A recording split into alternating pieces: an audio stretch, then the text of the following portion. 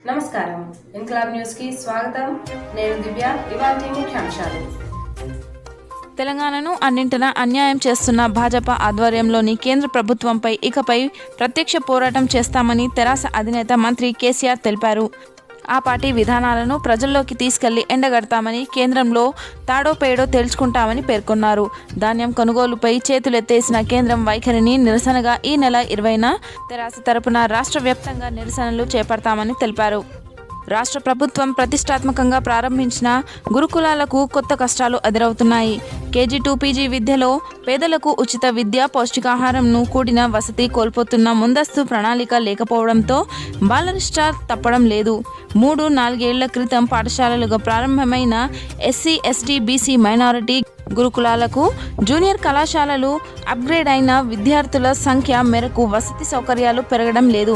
Private భవనాలు అందుబాటులోకి లేకపోవడంతో ఉన్న చోటే సొసైటీలు సర్దుబాటు చేస్తున్నాయి. కరోనా పొంచి ఉన్నప్పటికీ భౌతిక దూరం పాటించాల్సిన పరిస్థితులే లేవు. ఒకే గదిలో తదితరులు అక్కడే బసతో ఇబ్బందులు పడుతున్నారు. తలుపులు లేని కిటికీలు, నేలపై నిద్ర, ఇరుకు గదుల్లో కూడిన అద్దె భవనాల్లో పాఠశాలలు కొనసాగుతున్నాయి.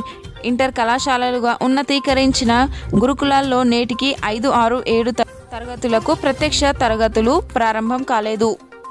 నగరంలో చలి వణికిస్తుంది. శుక్రవారం అత్యల్ప ఉష్ణోగ్రత నమోదైంది. 13 డిగ్రీల కనిష్ట స్థాయికి రాత్రి ఉష్ణోగ్రతలు పడిపోయాయి. రాత్రి 8 దాటాక జనం బయటకు రాలేకపోతున్నారు. ఇంటర్ మొదటి సంవత్సరం ఫలితాలపై విద్యార్థుల సంఘాలు బగ్గుమంటున్నాయి.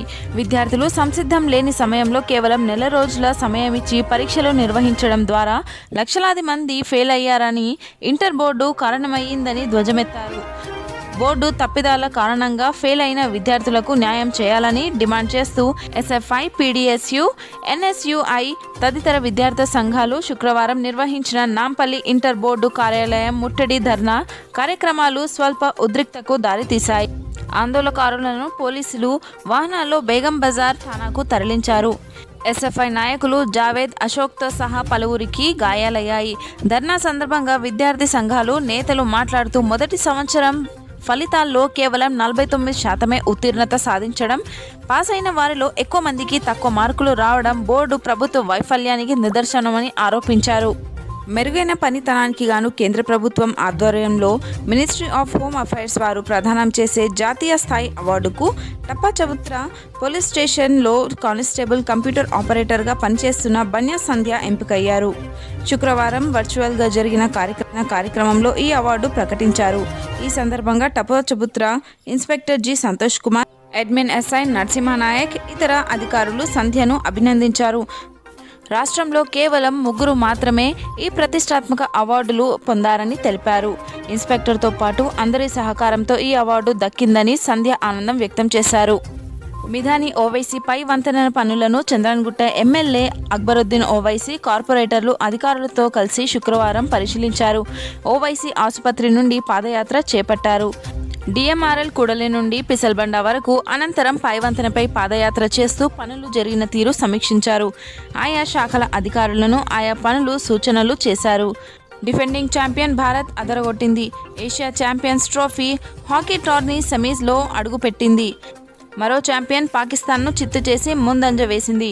శుక్రవారం జరిగిన మ్యాచ్లో మన్ప్రీత్ సేన 3-1 తేడాతో చిరకాల ప్రత్యర్థి పాక్పై విజయం సాధించింది. భారత vice captain Harmanpreet Singh 2 penalty కార్నర్లను గోల్స్గా మలచగా ఆకాష్దీప్ సింగ్ ఫీల్డ్ గోల్ కొట్టాడు.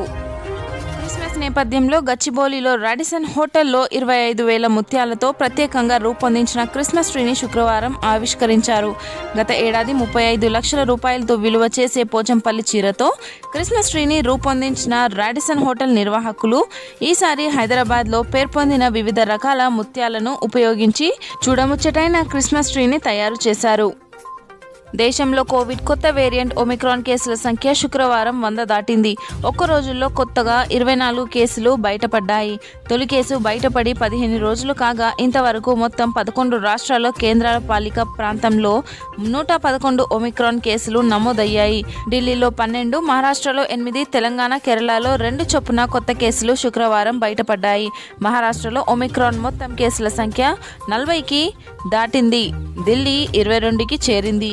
ఈ రాష్ట్రాలతో పాటు రాజస్థాన్, కర్ణాటక, గుజరాత్, ఆంధ్రప్రదేశ్, చండీగఢ్, తమిళనాడు, పశ్చిమ బెంగాల్లోనూ కొత్త వేరియంట్ కేసులు బయటపడ్డాయి.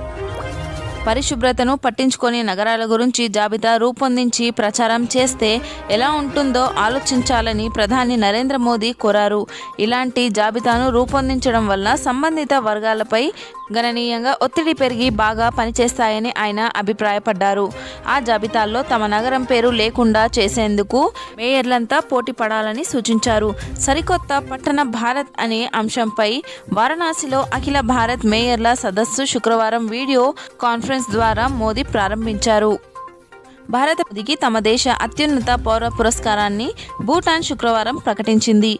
దేశ జాతీయ దినోత్సవం సందర్భంగా భారత ప్రధానిని order of the Druk Gyalpo అవార్డుకు ఎంపిక చేసినట్లు భూటాన్ ప్రధాని లోతే షెరింగ్ తెలిపారు.